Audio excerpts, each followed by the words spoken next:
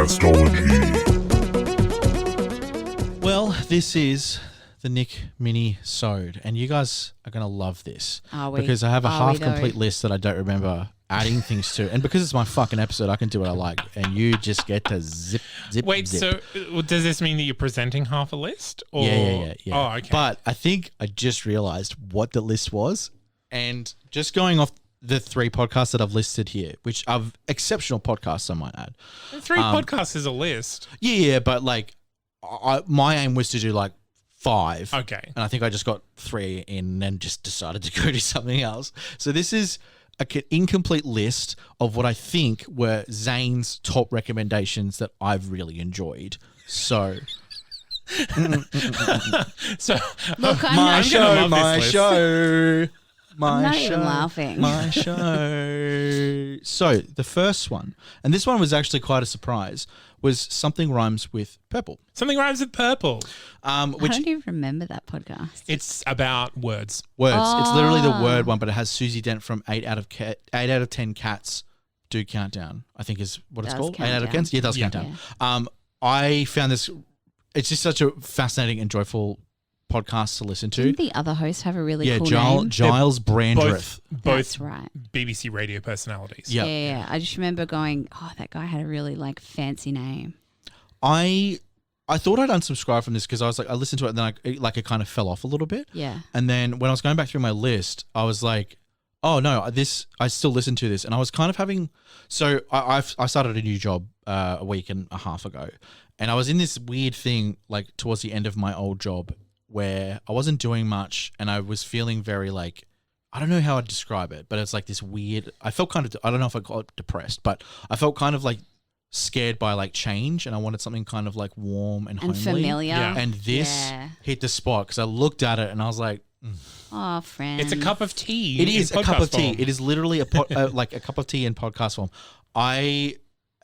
I just love it so much. And also I'm a big fan of Susie Dent. She's so good on 8 out of 10 Cats. It was one of those shows that my parents introduced me to when I grew up and that's all they watch. They just found it on YouTube and they're like, yeah, this is it. Anyway, Something Rhymes with Purple. If you love to learn about words, language, and be courted by Giles Brandreth and Susie Dent, this is the podcast for you. My next one was Extremities. Oh, yeah. Extremities, an absolutely fascinating show, which also still does have the best podcast art, or one of the best podcast. I don't remember you art. loving this. I liked it. Okay. I remember you good. raving about the podcast art and me thinking, Sometimes simplicity is beauty. Yeah, but I feel like I've seen Someone that said design that. on 50 million T-shirts. But anyway, keep going. Oh, well, I own a few of those T-shirts. Extremities talks about Earth's the places that people live and go that are kind of on the extremities of Earth. The What most humans remote. can. Yeah. It's kind of exist like in. it's very documentarian in how it's produced, and I thought that was quite fascinating. But also, you know, we've been talking about like the subject of a podcast. This feels very much like it owns that space a little bit because I don't think there's a show out there that does explore these sort of No, regions. it was very interesting. Yeah, and I thought that was for me. I was like, this is the kind of insight that I do like. You know, it's like you kind of stumble up, like, you know, like YouTube's algorithm pushing, like, ignoring the alt-right shit. It can be really powerful because some of the stuff that you do come across on that is really fascinating. And then you go down like your deep dives. And this Extremities always like kind of felt like that to me, was just like a deep dive that I just didn't You didn't even know you wanted to I had take no that intention deep of doing dive. this, but I fucking did it anyway. But also, again, that podcast art is just fantastic. And the last podcast on my list, which, to be honest, when I saw the podcast art for this and when we had to review it, I was like, this is going to be so shit. And I know we've recommended it, I'm pretty sure, a few more times afterwards, but it's Knife Point Horror. Knife Point Horror for me. I had that on one of my lists. It's I don't do horror. I don't do supernatural shit. It needs to be like very good for me to even connect with. But Knife Point's presentation, its no frills approach to its storytelling, and the fact that it's like the Creative Commons thing, so you can like adapt the stories if you wanted to with a credit, I think is how it works. Mm-hmm.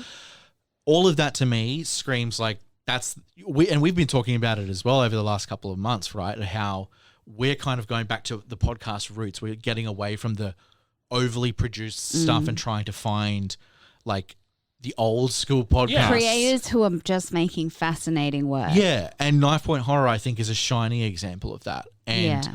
I never thought that I would stick around or continue to enjoy a show about horror, suspense, like Some of the stories, weird, like the world building in such a short I know. story, because it's an anthology, so the episodes are all like separate, but Yeah. the world building in such a small amount of time is so impressive. Yeah. And if someone doesn't give, what's his name, Soren? Soren Narnia. Yeah. If someone doesn't give them a buttload of money to make creative stuff soon, I'll be very sad. Honestly, I like this person deserves a Netflix series, right? Something, Yes, right? absolutely. In the idea of like Someone needs to Love, Death, pay and this Robots. person Yeah. to write things that the most amount of people can enjoy. Yeah, and I think there is just to if on the subject of like paying for this stuff, there is a Patreon for it as well. But this sort of stuff does deserve, and it's hard because like it deserves such a big platform, but you kind of want to keep it to yourself a little bit. Do you know what I mean? Like I don't want anyone else to know. We don't about want to it do the except us. sellout thing. Yeah. But also give them money. Now. Yeah. Well, that's the thing. If you will always have what Knife Point Horror is now. Yes, Yeah, true. that is true. Yeah. That is true.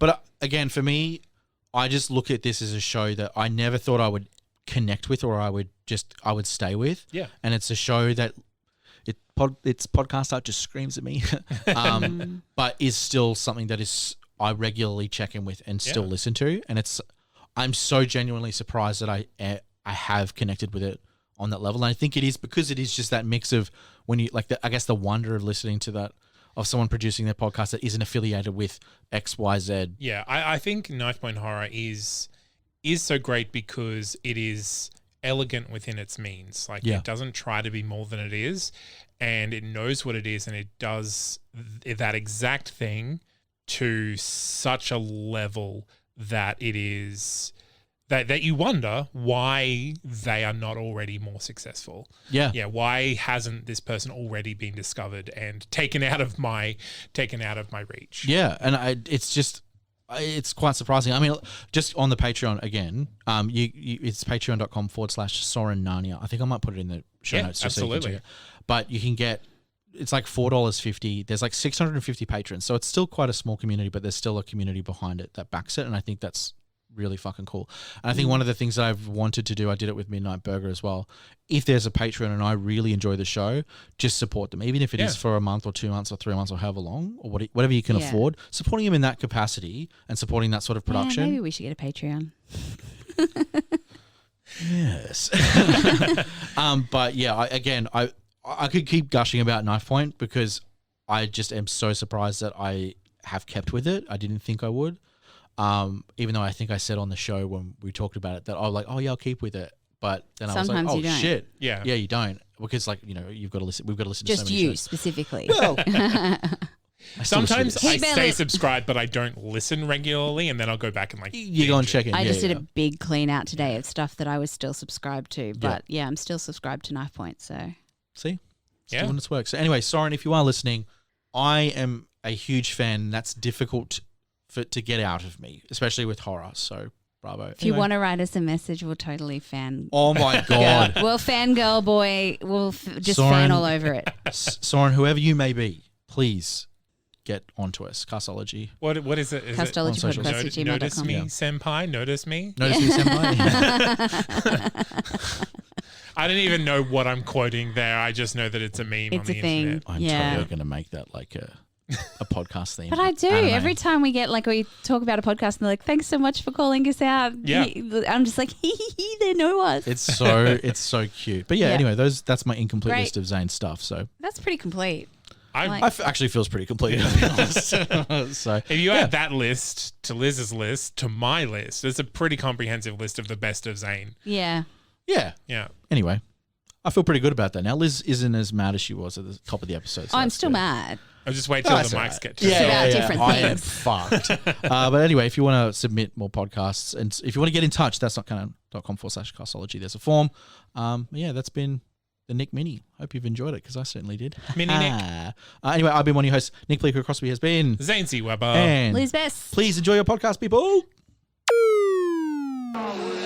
When you walk through an art museum, what happens? You see some interesting things, you see some not so interesting things, and if you're like me at all, you're probably a little bit sleepy. Well, grab a cafecito and listen up. It's Art Slice, a palatable serving of art history. I'm Russell Shoemaker. I'm Stephanie Dueñas. We are not your daddy's art history podcast. We are both artists, so we look at art history through that perspective. We cover the artists you know and those that have been ignored for so many different reasons. We look at the context of the time, we compare it to today. We don't dumb anything down, but, and this is a big but, Heyo. we like to have a good time, okay? Nos gusta to goof around, all right? We have hungry pantry mons that might startle you. It's a long story. We feed them art materials. Art is just a visual language, so in order for us to interpret what we think it's saying, we hijack the work. Right. How do you like that for an art heist? Exactly. And ultimately, we decide if it belongs in our Art Slice Museum on top of the Art Slice Hilltop. So if this all sounds good to you, join us on Art Slice, a palatable serving of art history.